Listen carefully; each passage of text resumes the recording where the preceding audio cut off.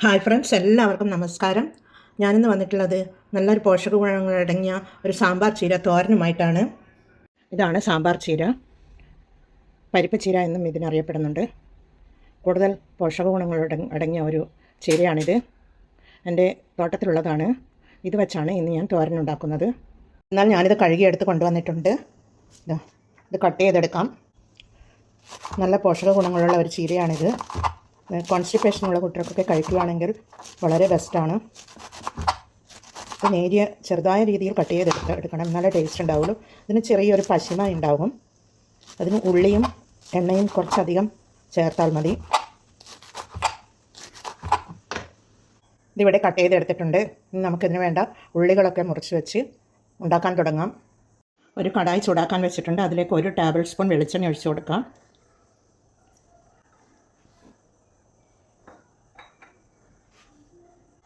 1 teaspoon കടുകിട്ട് കൊടുക്കാം. 1/2 teaspoon ജീരകം ഇട്ട് കൊടുക്കാം.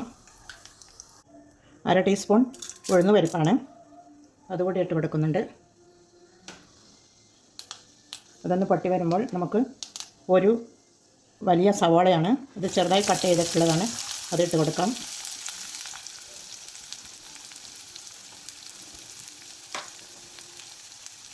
പിന്നീട് ഒരു 3 അല്ലി വെളുത്തുള്ളി ചെറുതായി കട്ട് ചെയ്തതാണ്, അതുകൂടി ഇട്ട് കൊടുക്കാം. ഇട്ട് കൊടുത്തൊന്ന് ഇളക്കി കൊടുക്കാം.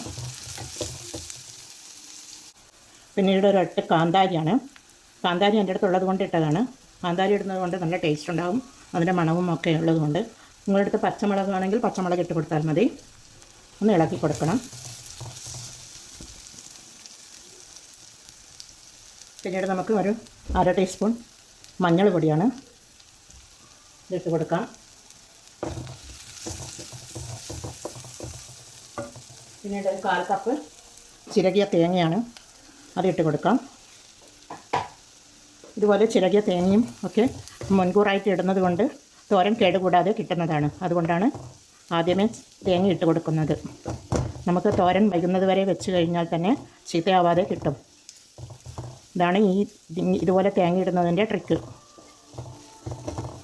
എന്നാൽ എല്ലാവരും ഇതുപോലെ ചെയ്ത് നോക്കണേ തോരൻ ഉണ്ടാക്കുമ്പോൾ.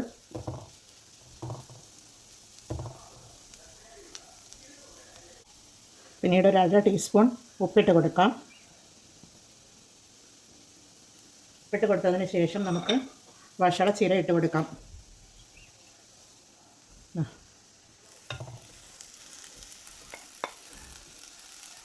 എല്ലാം കൂടി ഒന്ന് ഇളക്കി കൊടുക്കാം.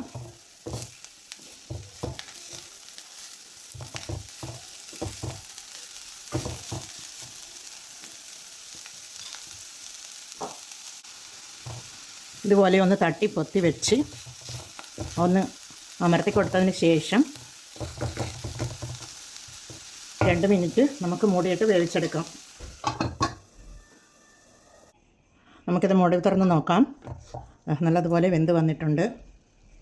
പിന്നീട് അതിലേക്ക് ഒരു കുറച്ച് കറിവേപ്പിലയും 1 ടീസ്പൂൺ കുരുമുളക് പൊടിയാണ്, അതും കൂടി വിതറി കൊടുത്ത് നമുക്ക് തീ ഓഫ് ചെയ്ത് കൊടുക്കാം.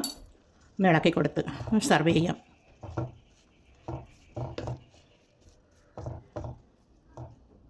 നല്ല അടിപൊളി ടേസ്റ്റാണ് കഴിക്കുവാനും.